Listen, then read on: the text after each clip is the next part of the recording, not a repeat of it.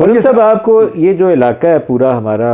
Middle east کا، Pakistan, south Asia, west Asia, یہاں نئی الائنمنٹس بنتی نظر آتی ہیں؟ کیونکہ مجھے لگتا ہے کہ اس کے لیے اب بنیاد رکھی جا چکی ہے، وہ بننی ہے پوسٹ ایران وار۔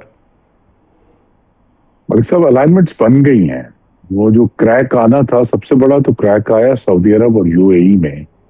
یو اے ای نے ایک فرق الائنس کا انتخاب کیا، اور وہ جو کافی عرصے سے ان کا ایک تناؤ تھا، موسٹ ریسنٹلی یمن کے اوپر ہوا، لیکن اس سے پہلے جو ہے اور بھی ایشوز کے اوپر ان کا تناؤ رہا، کہ یہاں تک کہ اس نے اوپیک سے نکلنے کا اعلان کر دیا متحدہ عرب امارات نے. کیونکہ ادھر تو سب سے بڑا پلیئر جو ہے وہ سعودی عرب ہے، تو انہوں نے اوپیک سے نکلنا یہ تھا کہ اب ہم سعودی عرب کے زیر اثر نہیں ہیں، اور ہم اپنا خود جو ہے وہ راستہ بنائیں گے. تو کریک تو آ گئے ہیں. اور دوسرا کریک تو یہ ہے کہ اس پوری جو جنگ گزری ہے اس میں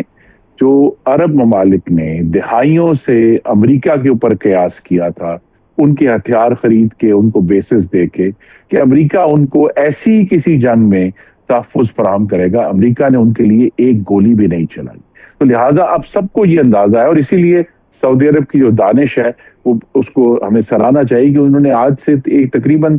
10 مہینے پہلے یہ جان لیا کہ ان کو پاکستان کی طرف سے ایک ضمنی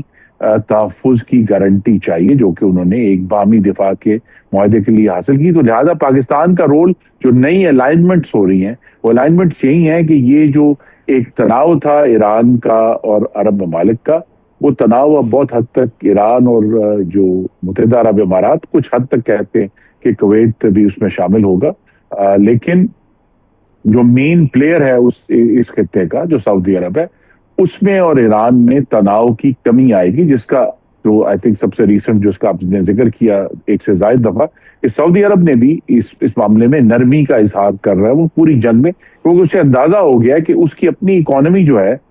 وہ بھی گرو نہیں کر سکتی جب تک ایران سے اس کی بات نہ ہو. اور سعودی عرب اور متحدہ عرب امارات کا جو کلیش ہے، اس میں یہی بات ہوئی کہ سعودی عرب جو دہائی آج کا تو نہیں، وہ جغرافیائی لحاظ سے، اپنے آئل ریزروز کے لحاظ سے اس خطے کا سب سے بڑا ملک ہے. لیکن جب سعودی عرب نے پچھلے کچھ سالوں سے اکانومی میں اور انویسٹمنٹ میں آنا شروع کیا، اور ان کا ایک متحدہ عرب سے کمپٹیشن شروع ہوا، تو وہ تناؤ جو ہے وہ اس بڑی دراڑ کی صورت میں سامنے آ گیا ہے. اور یہ جو دراڑ ہے جس میں امریکہ آہستہ آہستہ پیچھے ہٹ رہا ہے. اور سب سے جو اہم آئی تھنک ایک جو اسٹیٹمنٹ صدر ٹرمپ کی آئی ہے، انہوں نے بیچ میں کہا کہ جس کو چاہیے تیل چاہیے وہ جا کے آبنائے ہرمز کھلوا لیں. اس کا مطلب ہے کہ امریکہ جو ہے کسی بھی گارنٹی دینے کے لیے، اور جو فریڈم آف نیویگیشن کی گارنٹی تھی کہ بین الاقوامی پانیوں میں ہر شخص کو آنے کی اجازت ہوگی، اب امریکہ اس کو بیک نہیں کر رہا. تو یہ جو نئی دنیا بن رہی ہے